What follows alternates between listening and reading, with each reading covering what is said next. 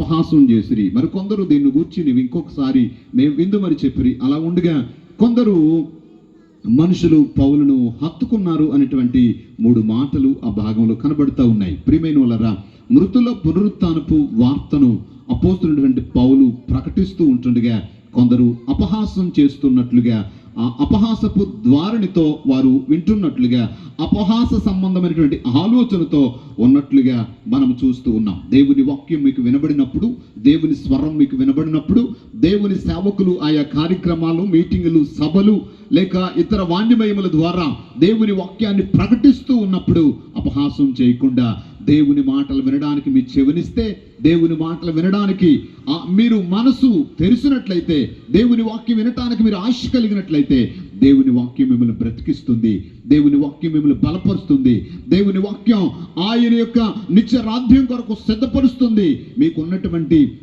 ప్రతి బంధకాల నుంచి విడిపిస్తుంది. కొంతమంది ఏం చేసినారు అంటే అపహాసం చేశారు. ఈ రాత్రి కూడా అపహాసంతో ఆయా స్థలాలలో అక్కడ కూర్చుని ఉన్నటువంటి వాళ్ళరా, దేవుని యొద్దకు రండి. దేవుని స్వరం మీకు వినబడుతుంది. దేవుని మాట మీ ఆత్మీయ జీవితంలో మేలు కలిగిస్తా ఉంది. ఈ మాట వైపుకు మీ చెవులు పెట్టాలని ప్రేమపూర్వకంగా మనవి చేస్తూ ఉన్నాను. రెండవ గుంపు వారు ఏం చేస్తారు?